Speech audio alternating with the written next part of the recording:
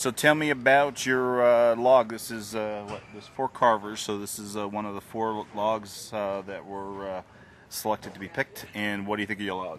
What do I think of my log? Well, I got number 2, as you can see, and it's a good one.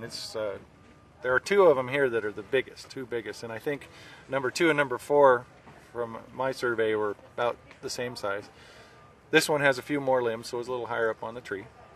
But it's nice because that big girth can encompass anything.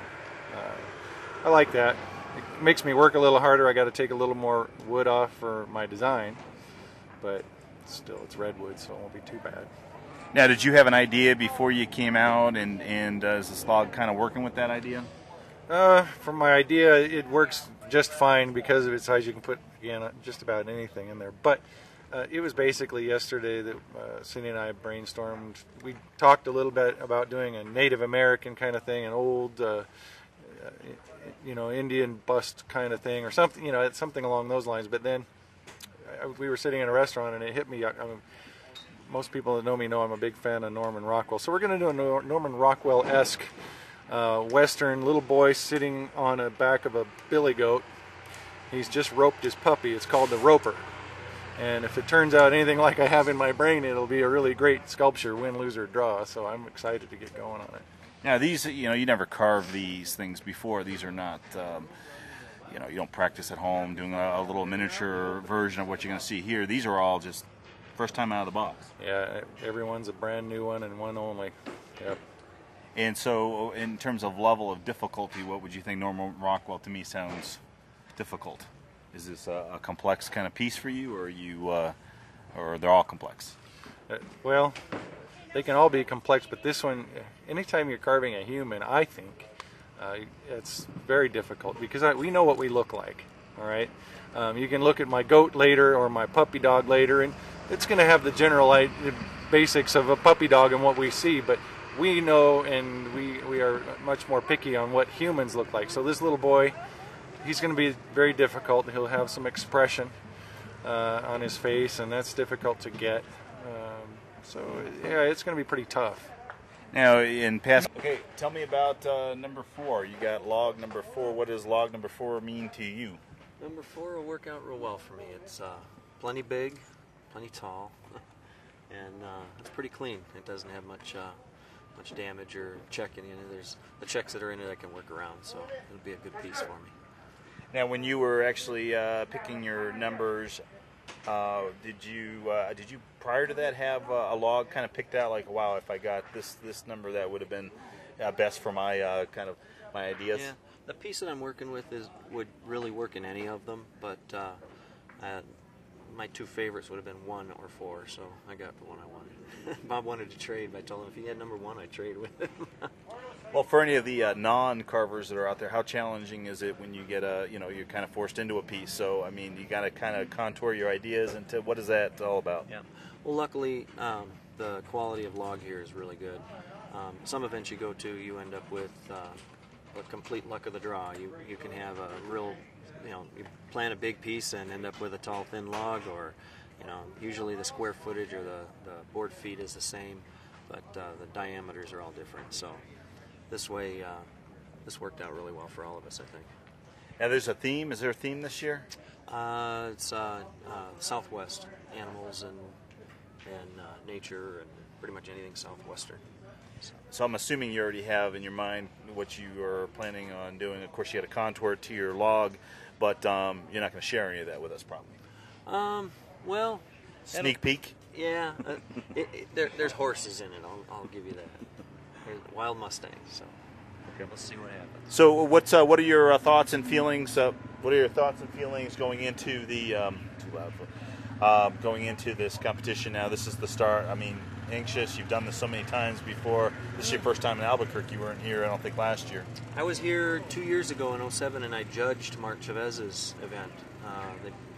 Echo has sent me up here to be head judge for him, and kind of Barb came up and we felt out the event and see if it would be something that Echo wanted to do.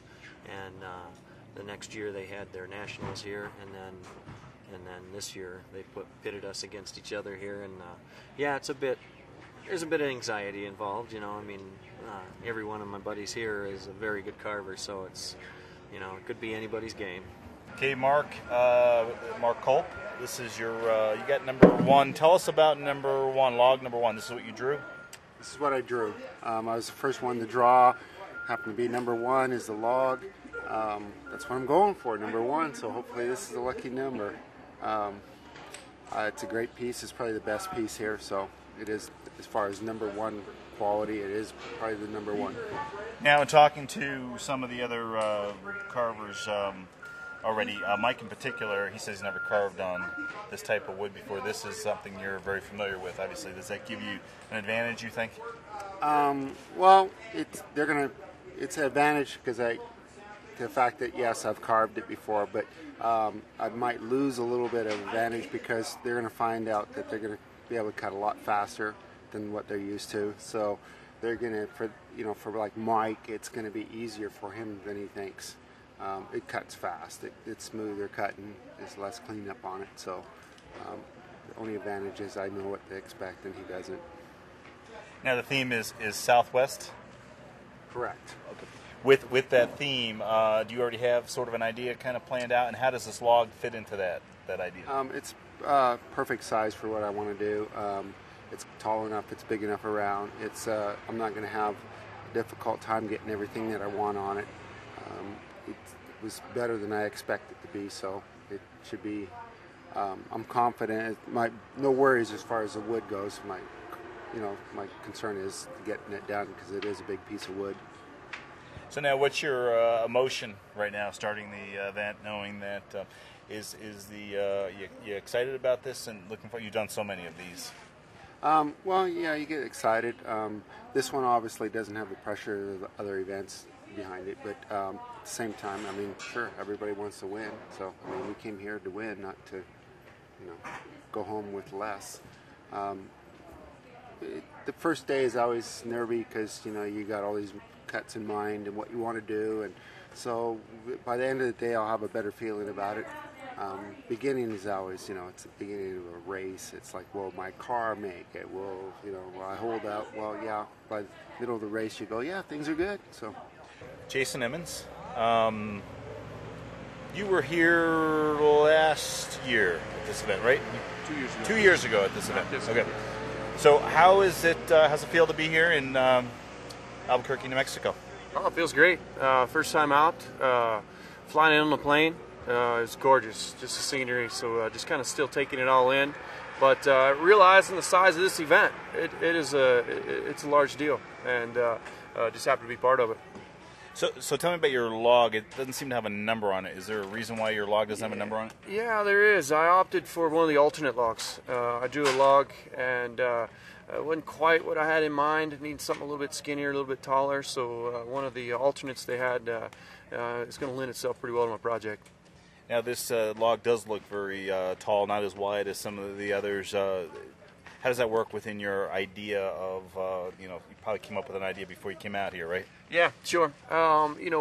We've kind of heard about the wood size, a couple different times, and so I kind of designed the piece according to the original wood size, and the logs were bigger than what I had imagined my piece being in. So mine's more of a taller, skinnier piece, not as wide as across. I'm going to have less wood to move.